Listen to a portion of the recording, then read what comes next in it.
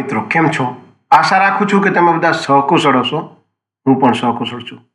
આજે 11 જાન્યુઆરી 2026નું current affair લઈને તમારા માટે હાજર થઈ ગયો છું.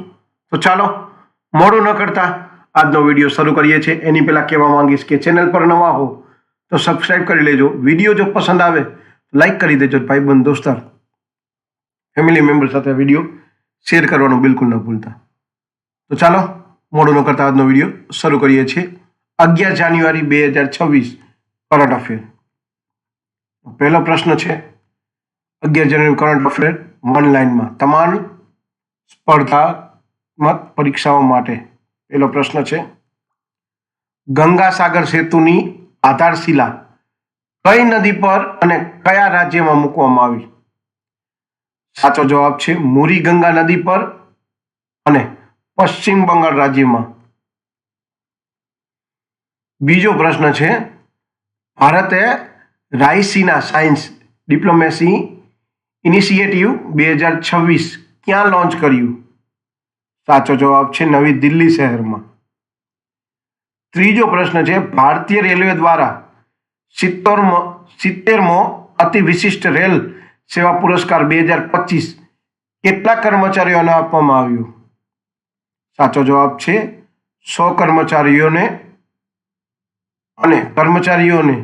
આપવામાં આવ્યો. 100 અધિકારીઓ અને કર્મચારીઓને. ચોથો પ્રશ્ન છે 82 વર્ષની વયે અવસાન પામેલા પ્રસિદ્ધ પર્યાવરણવાદી કોણ હતા? સાચો જવાબ છે માધવ ગાડગીલ. પાંચમો પ્રશ્ન છે વિશ્વ પુસ્તક મેળો 2026 નવી દિલ્હી માટે ગેસ્ટ ઓફ ઓનર કયો દેશ છે? સાચો જવાબ છે કતાર. છઠ્ઠો પ્રશ્ન છે અમેરિકા કયા આંતરરાષ્ટ્રીય સંગઠન સહિત કુલ કેટલા સંગઠનોમાંથી બહાર નીકળવાની જાહેરાત કરી છે? જવાબ છે આંતરરાષ્ટ્રીય સોલાર એલાયન્સ સહિત 66 સંગઠનમાંથી.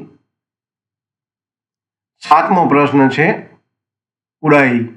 UIDAE દ્વારા લોન્ચ કરાયેલ નવા શુભકારનું નામ શું છે? સાચો જવાબ છે ઉદય. આઠમો પ્રશ્ન છે સોમનાથ સ્વાભિમાન પર્વ કયા રાજ્યમાં ઉજવાય છે? સાચો જવાબ છે ગુજરાત રાજ્યમાં. નવમો પ્રશ્ન છે ભારતનો પ્રથમ સંપૂર્ણપણે કાગળ રહિત જિલ્લા ન્યાયાલય કયા રાજ્યમાં શરૂ થયો?